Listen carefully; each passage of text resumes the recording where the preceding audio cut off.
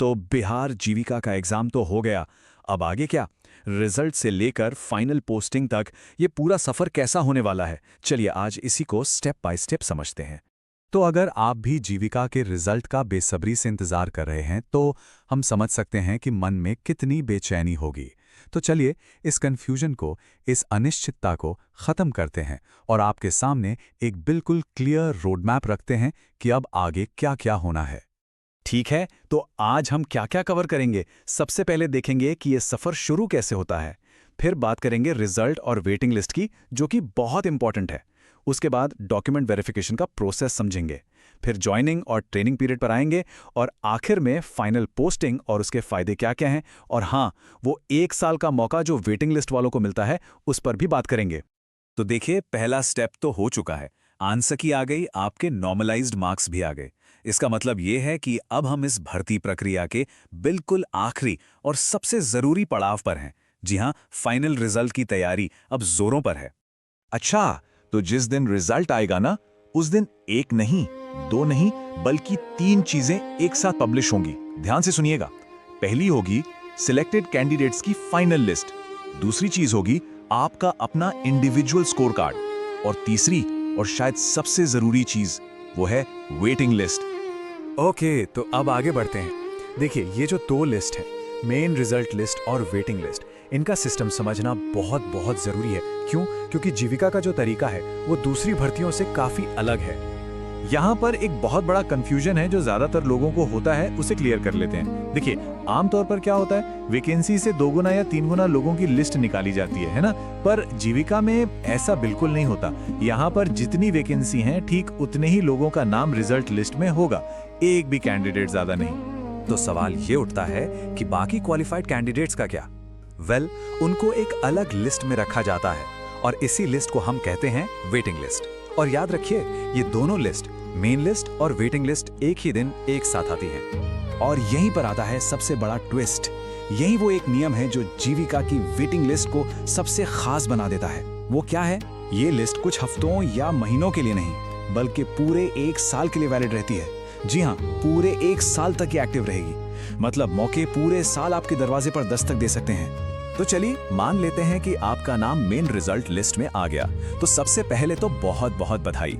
अब आपका अगला स्टेप क्या है? अगला स्टेप है डॉक्यूमेंट वेरिफिकेशन, यानी कि डीवी।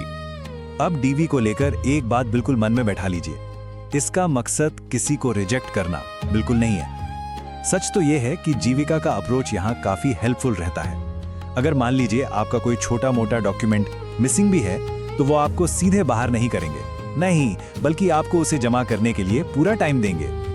और इसी सपोर्टिव रवैये की वजह से डीवी में रिजेक्शन के चांस ना के बराबर होते हैं। कोई कैंडिडेट तभी बाहर होता है जब उसके डॉक्यूमेंट्स में कोई ऐसी बड़ी गड़बड़ी हो जिसे ठीक करना मुमकिन ही ना हो। तो फिर सवाल वही है कि अगर कोई डीवी में रिजेक्ट हो जाता है या फिर कोई ज्वाइन ही नहीं करता, तो उस सीट का क्या होगा? यहीं से वेटिंग लिस्ट का खेल शुरू होता है। वो जो सीट खाली हुई है, वो तुरंत वेटिंग लिस्ट में जो सबसे ऊपर कैंडिडेट है उसे दे दी जाती है। हाँ, ये जरूर है कि इस पूरे प्रोसेस में 1 से 1.5 महीने का वक्त लग सकता है, लेकिन सीट खाली नहीं छोड़ी जाती। चलिए, डीवी तो आपका सक्सेसफुली हो गया। इसके बाद चीजें बहुत तेजी से आगे बढ़ती हैं और आप पहुंच जाते हैं अगले फेज में, जो है ज्वाइनिंग और ट्रेनिंग। और जब मैं कह रहा हूं तेजी से, तो मेरा मतलब है बहुत तेजी से। आप मानकर चलिए कि डीवी क्लियर होने के सिर्फ 7 से 10 दिन के अंदर आपको ज्वाइनिंग लेटर मिल जाएगा और आपकी ऑन बोर्डिंग भी हो जाएगी, और बस उसके बाद ट्रेनिंग शुरू। और हाँ, यहाँ पर एक बहुत बहुत बड़ा और जरूरी अपडेट है, इसे जरा ध्यान से सुनिए। पहले क्या होता था कि ट्रेनिंग पीरियड में भी कुछ कैंडिडेट्स को हटा दिया जाता था, लेकिन अब ये नियम बदल गया है। अब एक बार आपकी ट्रेनिंग शुरू हो गई तो आप ये समझ लीजिए कि आपकी जॉब पक्की है। ट्रेनिंग में कोई बाहर नहीं होगा। ट्रेनिंग के टाइम आपको सैलरी मिलेगी या नहीं? बिल्कुल मिलेगी। आपकी जो बेसिक सैलरी है वो आपको मिलनी शुरू हो जाएगी। लेकिन एक बात का ध्यान रखना है कि जो एडिशनल बेनिफिट्स होते हैं, जैसे ट्रैवल अलाउंस, डीए, ये सब आपको आपकी फाइनल पोस्टिंग के बाद ही आपकी सैलरी में जुड़कर मिलेंगे। ट्रेनिंग खत्म और फिर आता है वो दिन जिसका हर कैंडिडेट को इंतजार रहता है, आपकी फाइनल पोस्टिंग का दिन। यहीं से आपकी असली जॉब शुरू होती है और साथ ही शुरू होते हैं सारे के सारे फायदे। एक बात याद रखिए, आपकी पोस्टिंग आपके होम डिस्ट्रिक्ट में होगी, इसके चांसेस काफी कम है। लेकिन अच्छी बात यह है कि जिस दिन आपको आपका ब्लॉक अलॉट हो जाएगा ना, उसी दिन से आपकी फुल सैलरी मतलब टीए, डीए, मेडिकल सब कुछ जोड़कर शुरू हो जाएगी। और इतना ही नहीं, ड्यूटी के 3 महीने पूरे होने पर आप टैबलेट या बाइक के लिए भी अप्लाई कर पाएंगे। अच्छा, अब इन इक्विपमेंट्स का सिस्टम क्या है वो भी समझ लीजिए।